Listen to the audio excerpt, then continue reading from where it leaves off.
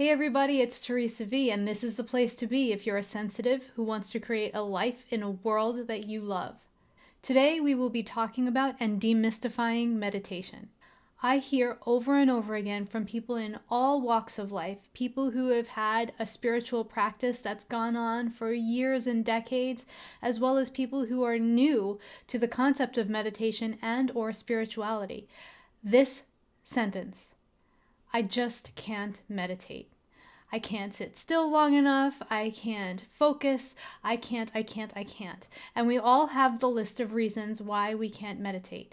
And if meditation truly was easy, it would not have the payoff that it does. So aside from feeling that we can't meditate for any of our host of reasons, there's also the idea that meditation is part of a certain tradition that may not be the tradition you are. So this is all a problem of vocabulary, because every tradition has meditation in some form, and it just may call it by another name. The Christian tradition calls meditation contemplation, and it's where you read a verse of scripture and you sit and you contemplate the verse. That is the same thing as meditation, and I'm going to explain how. Another problem we come up against is the concept of having a blank mind. I don't know about you, but I grew up hearing over and over, an idle mind is the devil's workshop. And when we think about meditation, very often we feel that it means we have to clear our mind and make it blank. And we feel we're opening ourselves up to things that we have no control over. So that evokes fear in us, that evokes a sense of aversion to the process, and we avoid it. We have an aversion to even trying to meditate because of this fear. When we talk about meditation, one of the first things we need to understand is that our mind is designed to think. That is its purpose for existence. So when we sit down to meditate and attempt to get our minds quiet, the mind sort of freaks out because it has never had the experience of being quiet for an extended period of time. We need to treat our mind with the same care that we would treat a young child. When we want that child to be quiet, we don't just tell the child, okay, go sit and be quiet and expect it to happen. We need to approach the situation in a certain way. So our mind is just like that child, designed to be boisterous, designed to test its boundaries, designed to think and be active. So when we first sit for meditation, all of these different thoughts are going to come. We're going to get itches somewhere on our body that we need to scratch. We need to move our leg. We need to move our arm. We forgot to put out the garbage. There is a list of things that's going to come to you that you need to take care of that has nothing to do with meditation.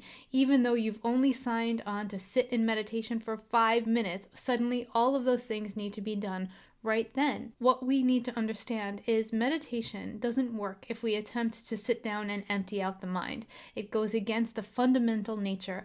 So instead, what we need to do is give the mind something to focus on.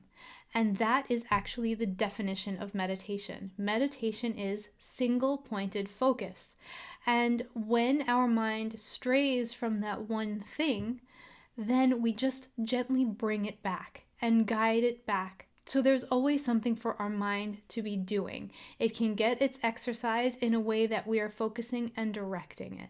And this can be whatever it is for you. It can be a piece of music or a scripture or a mantra or a word. You can start off by lighting a candle and just staring at the candle and keeping your attention on the flame. You can also start off by listening to the sound of your breath, and you just keep drawing the attention back to the sound of the breath. It can be anything. For some of us, sitting isn't even our way to meditate. It's walking in nature and just being fully present in the moment with nature. And that's the key. Meditation is single-pointed focus and being in full presence.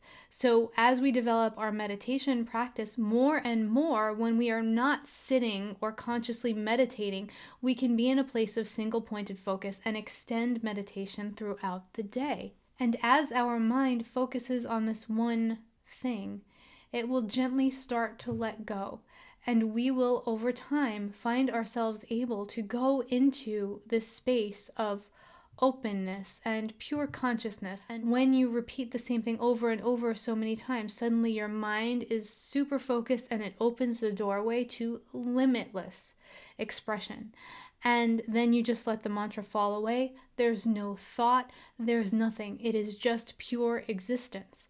And that's the point we're trying to go to. And many of us experience that for maybe 1 second in our entire lifetime of meditation, and then spend the rest of our lives trying to get back to that place. That's why meditation is a practice, because it takes so much work to get where we're going, but you can also see the benefits in your life just by sitting with the intention.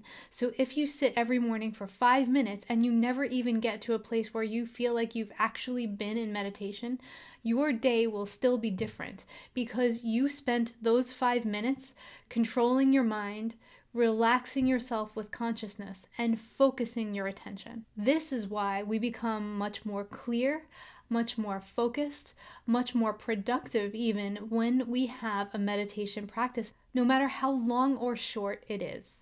It's the consistency that is the most important part.